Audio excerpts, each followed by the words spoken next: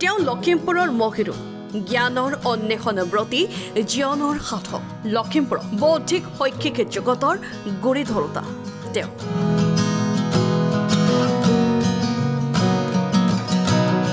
তেওঁক আমি এজন যোগ সাধক আৰু এজন ধ্যানযোগী হিচাপে জানিবলৈ পাওঁ আৰু প্ৰথমতে আমি ছাৰক চিনি পাম সেই গ্ৰন্থখনৰ মাধ্যমেৰে এজন যোগ সাধক আৰু এজন বিশেষকৈ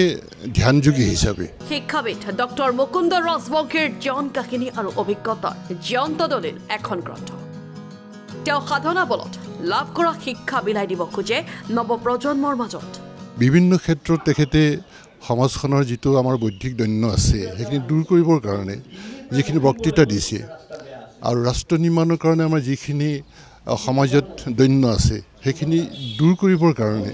তেখেতে যিখিনি কথা লিখিছে যিখিনি প্ৰবন্ধ লিখিছে যিখিনি বক্তৃতা দিছে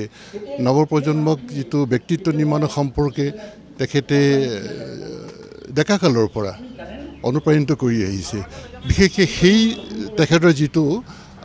স্বৰূপ সেইবিলাকতে প্ৰকাশ পাই আছে আৰু সেইখিনি আমি গ্ৰন্থৰ মাধ্যমেৰে আনিবলৈ যত্ন কৰিছোঁ যাতে নৱপ্ৰজন্মৰ প্ৰেৰণাৰ উৎস হৈ থাকে শিক্ষাৰ জগতখনক আগুৱাই নিয়াত তেওঁৰ আছে বহু অৰিহণা তেওঁ সদায় চেষ্টা চলাই আহিছে এখন সুন্দৰ সমাজ গঢ়ি তোলাৰ বাবে তেওঁ আছিল নৰ্থ লখিমপুৰ মহাবিদ্যালয়ৰ গণিত বিভাগৰ অধ্যাপক আৰু বালিকা মহাবিদ্যালয়ৰ অধ্যক্ষ তেওঁ যিখন মহাবিদ্যালয়ত তেওঁ অধ্যাপনা কৰিছিলে সেইখনৰ গণিত বিভাগ আৰু অন্যান্য বিভাগবিলাককো কি ধৰণে যাব লাগিব আগুৱাই নিব লাগিব সেই চিন্তাটো প্ৰতিফলিত হৈছে কেনেকৈ এটা সাধাৰণ বিভাগৰ পৰা এটা আমি যাক কওঁ যে মেজৰ অনাৰ্ছ খুলিব লাগে তাৰপিছত কেনেকৈ স্নাতকোত্তৰ পৰ্যায়লৈ নিব লাগে সেইবোৰ দূৰদৰ্শী চিন্তা তেওঁৰ আছিলে যিখিনি কথা মই কৈছোঁ যে এজন বুদ্ধিজীৱীৰ থাকিব লাগিব অকল কেৱল থাকিলেই নহ'ব সেই চিন্তাক তেওঁ কামৰ জৰিয়তে আগুৱাই নিবলৈ যিটো ভূমিকা ল'ব লাগিব এই গোটেইখিনি কথা লৈছে অৱসৰ লোৱাৰ পাছত উঠি অহা প্ৰজন্ম সঠিক পথত আগবঢ়াই নিয়াৰ বাবে তেওঁ প্ৰতিষ্ঠা কৰিলে জিনিয়াছ একাডেমী নামৰ এখন শিক্ষা প্ৰতিষ্ঠান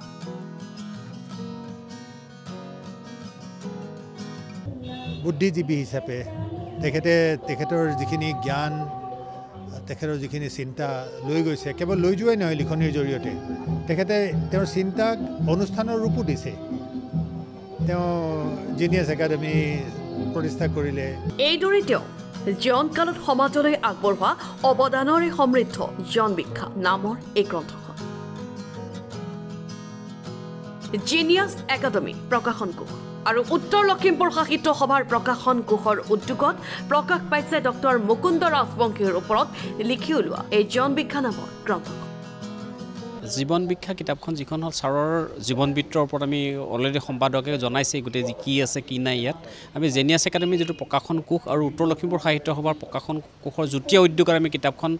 উলিয়াইছোঁ যিখন জীৱন বিখ্যা কিতাপখন সকলোৰে বাবে এটা সমাদৃত হ'ব বুলি আমি আশা কৰিছোঁ জীৱন বিখ্যা গ্ৰন্থখন বহু গণ্যমান্য ব্যক্তিৰ উপস্থিতিত দেওবাৰে আনুষ্ঠানিকভাৱে উন্মোচন কৰা হয় লখিমপুৰ জিলা সাহিত্য সভা ভৱনত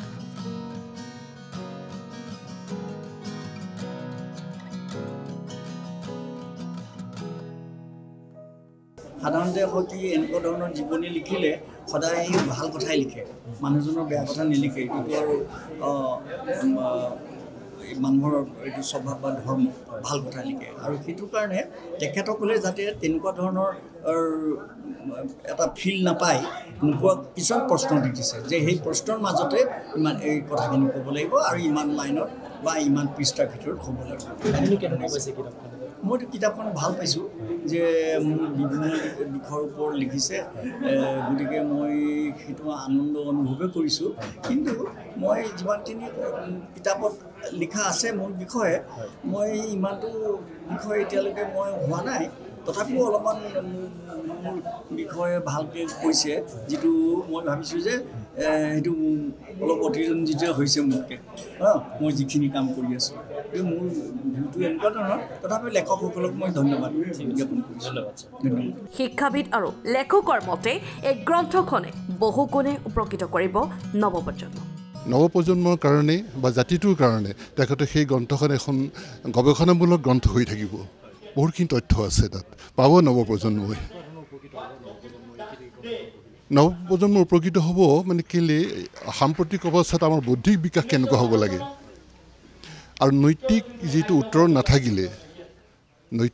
নৈতিকতা উত্তৰ নহ'লে নিজৰ জীৱন কেনেকৈ অৱক্ষয় আহিব পাৰে আৰু সেইটো বিশেষকৈ ছাৰে কি হৈ কৰিছে তেখেতৰ হোষ্টেলত যিখিনি ছাত্ৰ ছাত্ৰী আছে সেইখিনিকে সদায় গীতাৰ শিক্ষা দি আছে দীক্ষা দি থাকে আৰু ৰাজযোগৰ শিক্ষা ইতিমধ্যে যিখন কলেজত তেখেতে আছে প্ৰাৰ্থনাত যিটো পাঠদানৰ ব্যৱস্থা সেইটো নৈতিকতাৰ ওপৰত দেশৰ চিন্তাৰ ওপৰত ৰাষ্ট্ৰ নিৰ্মাণৰ ওপৰত সেইখিনি বক্তৃতা তেখেতে দিয়ে থাকে যে এইখিনি নিশ্চয় নৱপ্ৰজন্মৰ কাৰণে প্ৰেৰণাৰ উৎস এই কিতাপখন এটা যুৱ প্ৰজন্মৰ বাবে এটা সমল হ'ব জীৱনটো কেনেকৈ আগবঢ়াই নিব লাগে তাৰ ডক্টৰ মুকুন্দ ৰাজবংশী ছাৰ এগৰাকী বিশিষ্ট মানে দৃষ্টিসম্পন্ন ব্যক্তি তেখেতৰ জীৱন আধাৰত যদি কেনেবা নৱপ্ৰজন্মই ফ'ল' কৰে বা